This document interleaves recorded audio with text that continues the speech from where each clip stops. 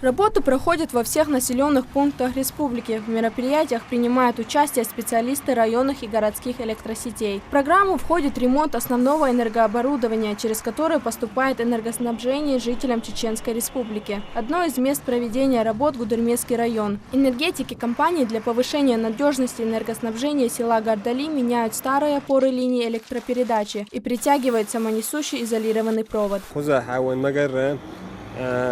دچک بامش دعوش بتون بامش دعوش بابو بيش دچک بامش قلدل دو همي وچنا مخ بولچنا وقت ترلوش كردوخسنش توچ حال داره شخيتوش قيور تعبول چنا وقت ويزه سايشتم نس لاحه و هردريزه سند شخيتوش بول بيش بولچنا قبوه بوچ بولچنا دلريز هلا ялдыканс бехам моим.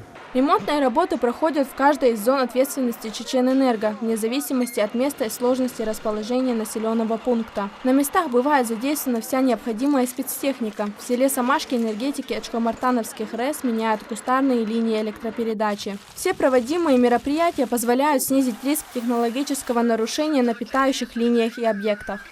В свете задач главы Чеченской Республики, героя России Рамзана Ахматовича Кадырова, поставленных перед общештабом по развитию региональной энергетики под руководством его советника, депутата Госдумы Российской Федерации Эдама Султановича Делимханова. Мы проводим работы по налаживанию энергоснабжения, меняем кустарные линии электропередачи и устанавливаем новые опоры и перетягиваем СИП-провод. До конца завершения ремонтной программы осталось меньше месяца. На сегодняшний день энергетиками очищено 14 гектаров охранной зоны воздушных линий, отремонтировано 14 силовых трансформаторов и 364 километра ЛЭП. Работы на энергообъектах продолжаются активным ходом. Главный итог – это качественное и надежное энергоснабжение потребителей в осенне-зимний период. Изабелла Хамурадова, Магомед Бачаев. Неделя.